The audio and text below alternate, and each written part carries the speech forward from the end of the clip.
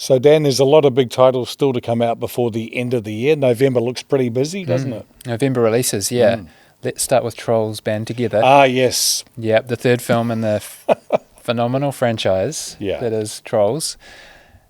A little secret, I actually really liked the first film. I haven't seen World Tour, which was the second film. I loved the way that it was animated, but it used sort of felt and it used card and stitching. So it was almost like someone was crafting, as in the verb, stuff on screen, and tied in with animation. And the story was really fun, and it had some real jeopardy for the children because, the Bergens were coming to get the children and who were watching it in the audience, of course. And then in World Tour, the villain was, the evil, like, Mettler. There's I think quite a lot of irreverence and fun around the Trolls films, and they're beautifully animated. They're short and sweet. The kids love them. So, we've got high hopes for that film, and it'll run through into December as well as we move into the school holidays. Well, the thing with Trolls is too that NSYNC, they did this big launch. They've come out with a new single for the movie, Justin Timberlake and NSYNC.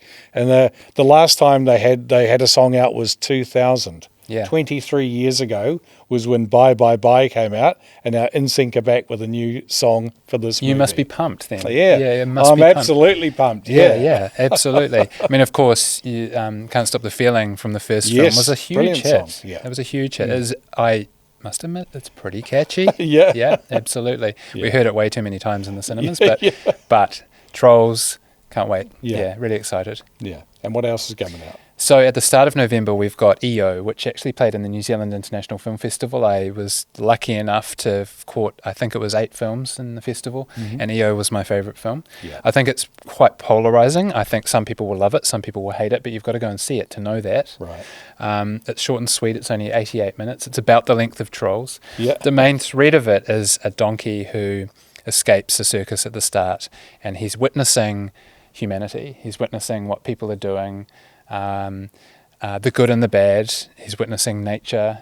It's literally seen through the eyes of at times, and it's also the camera focuses on the eye of the donkey, and you see things reflecting out of his eye. It's a really incredible film.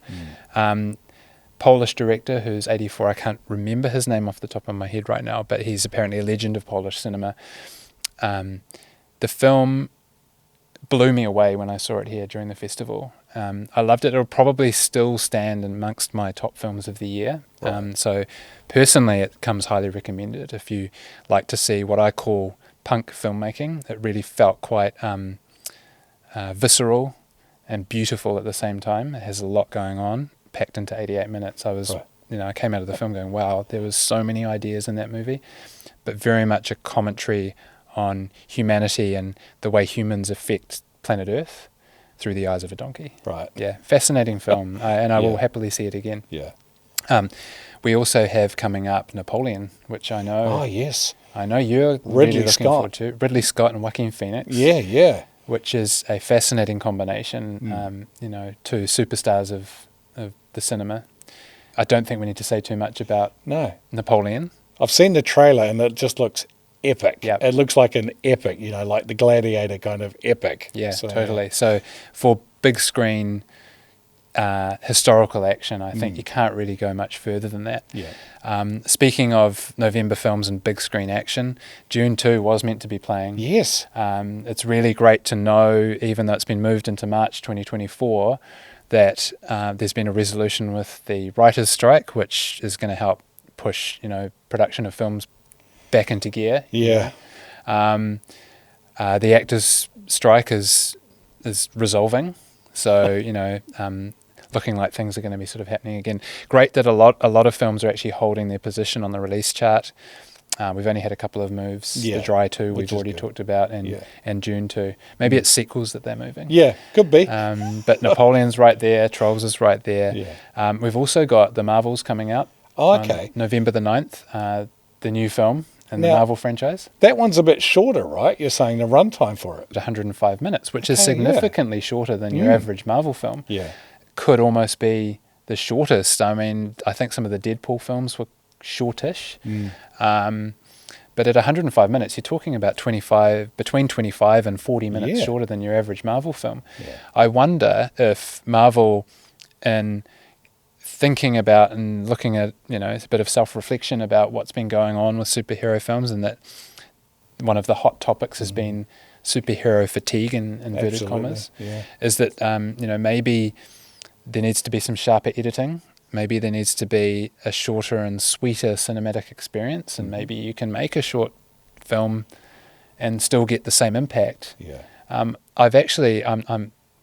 must freely admit that I don't see all the Marvel films. I've seen a handful. I'm not a huge Marvel fan, but I did actually see a bunch of footage at a New Zealand Film Conference a couple of months ago, and it looked good. It's got a Beastie Boys song on the soundtrack. Well, there you go.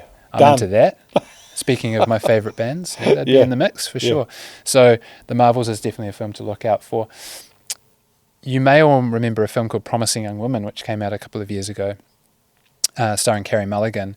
Very much a commentary, very much a Me Too film, very much a commentary on women and how they are, treated in society. And that film was quite mind-blowing. I don't know if you saw it, but it is a really well-done film by Emerald Fennell. She has her next film coming out called Saltburn. The lead actor in that is Barry Cohen, who was most recently seen in Banshees of Inisherin. He's a young up-and-coming Irish actor, and that's definitely something to look out for. I think she's definitely going to be trying to be hitting a few of those same touch points as she did in Promising Young Woman. Might make people squirm in their seats a little bit, but she does make great films. Promising Young Woman was really, really good. Not always an easy watch, but an extremely good film. Definitely something to look out for the art house fans. And something too, Hunger Games. There's a Hunger Games movie. My daughter Aidan, who's a producer of this podcast, the biggest Hunger Games fan ever.